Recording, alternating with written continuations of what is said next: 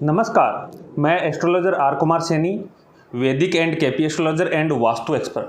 आज मैं इस वीडियो के अंदर आप सबको बताऊंगा सूर्य और शनि के दृष्टि संबंध के बारे में कि जब कुंडली के अंदर सूर्य और शनि की दृष्टि संबंध बन रहे हो, सूर्य है शनि पे दृष्टि डाल रहा हो, शनि है वो सूर्य पे दृष्टि डाल रहा हो, तो उसका क्या इफेक्ट जीवन के अंदर मिलता है और क्या परिणाम अपन को भोगने को मिलता है, क्या उसके नुकसान हैं और क्या बेनिफिट है और कौन से भावों के अंदर ये ज़्यादा खराब फल देते हैं, वो चीज़ें मैं आज आपको बताऊंगा। ज्योतिष के अंदर सूर्य को राजा, पिता, आँखों का कारक माना जाता है, हड्डियों का भी कारक सूर्य माना जाता है। सूर्य मान सम्मान, नौकरी, सरकारी नौकरी, बड़े पद या राजनीति के अंदर जो बड़े राजनीतिज्ञ होते हैं, मंत्री, चीफ मिनिस्टर या प्रधानमंत्री, उनका जो पद होता है वो सूर्य से प्रभावित होता है। सूर्य है सात्विक ग्रह है, अग्नि ग्रह है, यानी कि अग्नि तत्व ग्रह है। सूर्य के द्वारा मान सम्मान, शिक्षा, समान पद, प्रतिष्ठा सभी देखी जाती है, यानी कि जो भी अच्छी चीज़ें हैं वो सूर्य के अंदर देखा जाता है। पिता का सुख भी सूर्य से देखा जाता है। वहीं कुंडली के अंदर शनि है वो एक नकारात्मक ग्रह है, क्रूर ग्रहों की श्रेणी में शनि आता है। शनि जहाँ पे सूर्य जहाँ पे उजाला प्रकाश का कारक है तो शनि अंधेरे का कारक है। सूर्य जहाँ पे अग्नि तत्व का कारक है तो शनि है बर्फीला ग्रह है। सूर्य मान सम्मान पद का कारक है, राजा है, तो वहीं शनि है वो सेवक है, कर्मचारी है, मजदूर है का कारक माना जाता है। शनि है वो मेहनत का कारक माना जाता है। शनि है असफलता, अपयश, अपमान का भी कारक माना जाता है, स्ट्रगल का भी कारक माना जाता है। सूर्य आरोग्य देता है तो शनि वहीं पे रोग देता है, व्याधि देता है, परेशानियां देता है। यानी कि दोनों का जो प्रभाव है, जो तत्व हैं, वो एक विपरीत संबंध लेके बैठे हुए हैं। सूर्य से जहाँ अच्छी चीज़ें और शनि से वहाँ नकारात्मक चीज़ें होती है। दोनों का विपरीत गुण स्वभाव धर्म है माना जाता है। हालांकि दोनों शनि और सूर्य है वो पिता पुत्र हैं, लेकिन दोनों के विपरीत गुण के कारण, विपरीत स्वभाव के कारण, विपरीत धर्म के कारण जब जन्म कुंडली के अंदर इनका दृष्टि संबंध बनता है तो कुछ परेशानियां उत्पन्न कर देते हैं।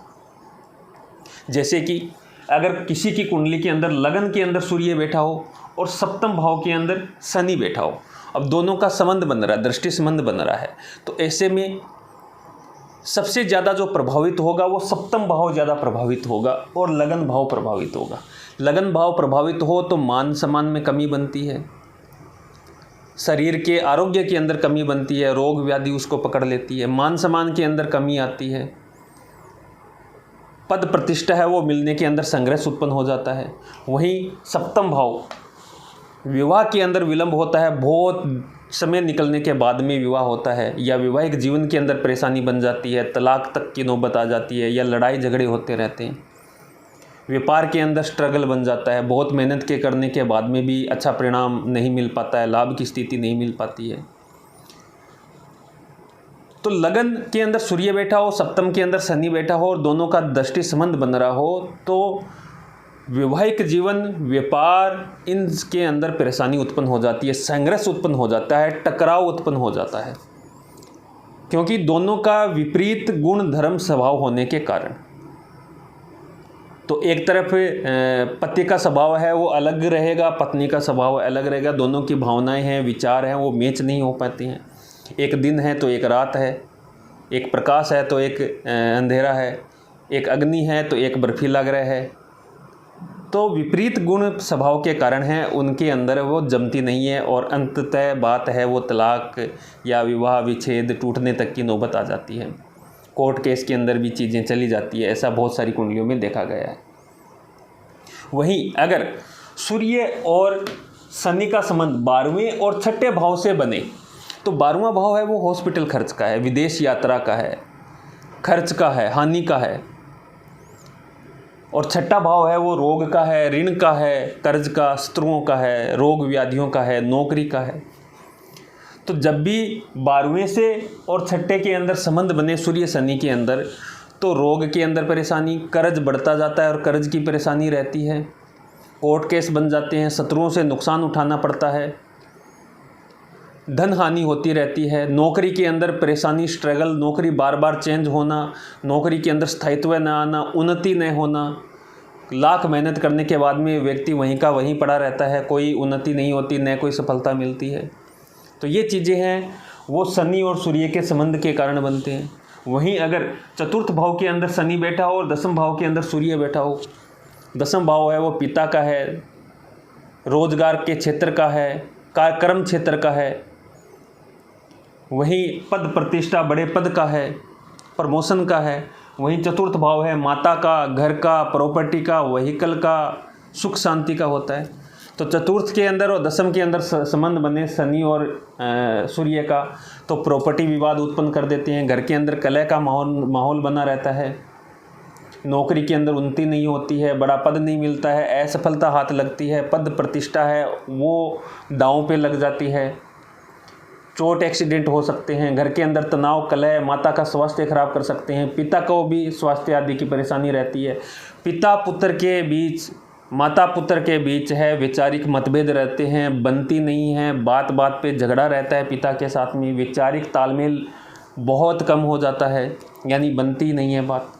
तो ये सब सूर्य और शनि दोनों के विपरीत गुण धर्म स्वभाव के कारण, विचारों का टकराव होने के कारण वो अंततः एक झगड़े, फसाद या परेशानियों का रूप ले लेता है। दसम के अंदर सूर्य और चतुर्थ में शनि हो तो अपने बॉस के साथ में, अपने सहकर्मियों के साथ में भी टकराव बन जाता है।